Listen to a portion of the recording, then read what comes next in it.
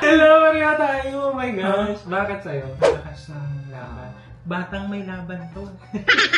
Hello, nagkasundo tayo sa 3-2-1. Okay, bakit? Kailangan may isa sa kanilang pumasok yung mga galing UK, ganyan. Nakakaya naman kasi ang haba ng binyahe niya, di ba? Hi guys! And welcome back to our channel. My name is Janae. I'm Nairi! Naisip natin na medyo masyado ng maingay yung ating comment section, masyado ng maligalig. Ating mga pageant fans after the announcement or after the presentation ng ating 55 lovely candidates for the upcoming Miss Universe Philippines 2024. As per sa title ng ating video, meron na tayong top 10 out of 55. Makikita nyo rin sa ating pinost kahapon, which is ito. Ang gagawin natin ngayon ay magkakaroon tayo ng konting palaro lang kasi hindi naman tayo yung mga pageant experts, yung ganyan. So we are just a fan and then gusto natin mas maging lighter yung mood. Instead na sila yung mag-away-away, tayo yung mag-aaway. Meron tayong 2 sets of pictures ng ating top 10. Ang gagawin natin is hatiin natin. So 10 sa'yo, 10 sa akin. And then ang mangyayari is, i-reveal natin yung kunyari 10. So sabay tayo ipapakita kung ano yung 10, number 10 mo. Sige. Pang top 10. Tapos na ako. Wait lang, makapaghintay ka. Nahirapan ka bang mag-sort ng top 10 mo? Oo, kasi seryoso ako, this is a career. Wow! Yung iba kasi hindi ko, meron lang akong mga konting background na malalaman. Pero yung iba, parang totally wala akong idea. After how many hours of deliberation? Feeling. So ayan, top 10. Yung number 10 mo, reveal na. 1, 2, 3, go! Wala, sino sa'yo? Si Kainta. Si Kainta sa'yo, akin si Cebu. Bakit si Cebu? Masarap ang lechon sa Cebu. Tapos si Kainta kasi super light nung gown niya. Feeling ko kailangan dapat intense yung color ng gown. Ang napakababo nung rason. Number 9, 1, 2, 3, go! Ayan. Sino yan?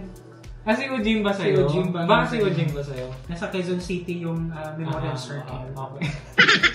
Northern California. So, wala kasi siya sa Pilipinas. So, yun lang yung rason ko. Number 8. Ayan, si Cebu. Si Pampangang number 8. Bakit? Kasi naka-8 ex ako nakapampangan. Wow! Joke lang. Cebu kasi gusto kong pumunta ng Cebu. Sure, parang wala ko na. Number 6. Ayan. Si Bacoor. Bakit si Kainta sa'yo? Kasi lumiyad siya. Talaga ba? Paano yung liad niya? Tingnan mo. Oo. Si Bacoor kasi nagdala siya ng flowers. Walang kwenta, tara. Walang kwenta. Okay, number 5. Tada! Number 5 ko si Bacoor kasi number 6 mo siya. Number 5 ko, wala lang, ganda kasi nung niya, ng tsura niya. Hindi, kasi yung gown na pang birthday. Pang debut. Okay. 4th. Number 4. Kung hindi pa pala, number 5 pa to. Number 6 pala yun. Mali. Pala, hindi marunong magbilang. Number 5 na. Number 5. Pasok sa top 5. Number 5 ko si Northern California. Bakit? Nakakaya naman kasi ang haba ng binyahe niya, di ba? Nag-plane siya ng ilang oras. May pa yung connecting pa siguro yun. Kaya kailangan may isa sa kanilang pumasok yung mga galing UK, ganyan. Galing US. So, di salamat sa'yo kasi pinasok mo siya. Oo. Ako si Taguig. Kasi nilamig yung arms niya pero yung legs niya hindi. Wow. Number 4. Si Ojimba. Mataas ng niya, ha? Oo, mataas pa kay Ojimba. Number 4 ko si Taguig kasi hindi na pwedeng number 1 ang Taguig kasi nung last time na pinadala natin yung Taguig, unplaced ang Philippines. Charot. Akala ko ba light lang yung dahil meron palang strategic analyzation to. Feeling ko meron siyang something. Anong something? May feathers siya. May feathers siya. Number 3. Number 3. Baguio! Oy, nagkatama din tayo. Nagka-match din tayo. So meant to be, Char. Excuse me? Okay, si Baguio. Kasi surprise, nga siya, candidate. Ako si Baguio kasi naalala ko nung 18 years old ako. May picture akong ganito. Hindi ka sa Baguio ako nag-aral. Kaya Baguio is close to my heart. Binagyo ba kayo? Number 2. Hello, Maria tayo. Oh my gosh. Bakit sa'yo? Number 2 siya kasi nung ano talaga may mas nangibabaw. Pero ano pa lang naman yun, presentation pa lang naman yun. And then I think also na dapat sana ang manalo sa edition na to is someone na nasa Pilipinas na lumaki tapos yung kumbaga may advocacy na malakas. But somehow, kailangan din nating isipin na, kasi ngayon iba na yung ano ng Miss Universe eh. Hindi na siya more or, di ba, si Michelle Marquez di yung nanalo ng Voice for Change. Hindi naman siya nakapasok sa top 5. Kasi nga, bago pa lang yung ano ng Miss Universe, so I think, mas nangingibabaw sa kanila yung business point of view. You know, Pwede ako magpalit. pwede pa naman itong mag-change. Pwede ako magpalit. Pwede pa naman siyang magbago kasi sa presentation pa lang naman yun.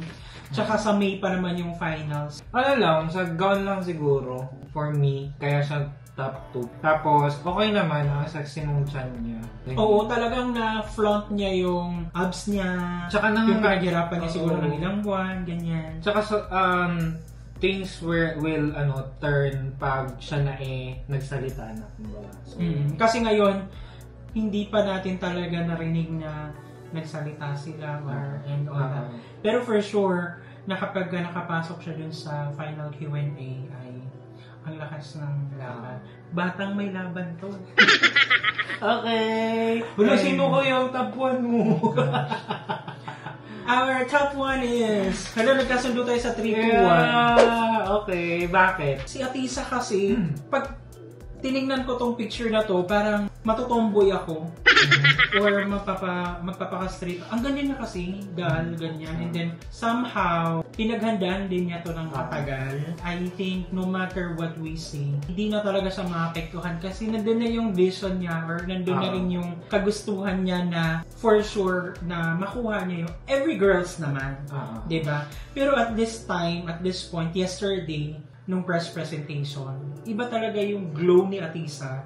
Diba? Nang ibabaw talaga yung glow niya and she came prepared din talaga. Ako naman pinilig ko sa Atisa kasi honestly, nung umpisa, nung parang appointment niya, nababasa natin yung mga comments na, ganito, parang laos na, ganyan, or napag-iwanan na ng panahon. Saan mo nabasa yan? Hindi ko nabasa yan. Hindi, may mga ganong comments kasi parang... Hindi yung sabi niya parang nakakaumay na kasi nakakaumay na. ang tagal ng sabi-sabi Natenga, na sasali, tapos umatras. Mga ganon. Tapos, di syempre, parang ang image natin, parang ganon nga yung feeling. Pero nung paglabas niya doon sa presentation mismo, iba talaga, veterana, kumbaga. Parang nangyari is, it's worth the wait ba? Yung gano'n. Kumbaga na-mold na siya for this moment. Pero yun naman, sa sa press presentation lang, and we still think na meron ibubuga pa rin yung mga ibang candidates. Kasi kumbaga, first impression pa lang to. Kumbaga, marami pang mangyayari Sila talaga yung nag-iwan ng marka nung pinresent sila sa press or yung unang presentation nila as the official candidates for the Miss Universe Philippines 2022. So yun ay opinion lang naman namin, mga katuwaan lang. Naisip lang namin na parang so nagkasundo pala talaga kami dun sa top 3 sa final 3. So ayun lang, and gaya nga ng motto or slogan ng Miss Universe Philippines 2024, love for all. So dapat, let's spread love, positivity, and good vibes. You know, because at the end of the day, kung sino man sa kanilang mananalo, isa lang yung mananalo eh. At the end of the day, siya yung magre-represent ng Philippines, and kung dito pa lang, we came divided, mahirap ng alam mo yun? Oo. Yun nga, sana unified pa rin ang buong sambayan. Unity pa rin ba tayo? Unified.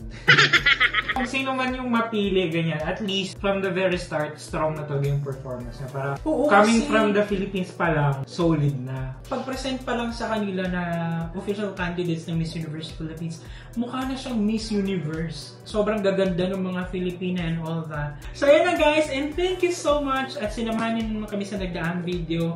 If you've liked this video, don't forget to give it a thumbs up. If bago kayo sa ating channel, don't forget to subscribe. Hit that notification bell bell para updated kayo sa ating mga next upload. Ayan guys, katuwaan lamang po ang nangyaring laro. Maglaro tayo sa Apoy. Maraming salamat po sa pagpanood ng aming mga videos. Marami pa kaming videos na nagawa. So keep watching us, see you on the next video. Bye!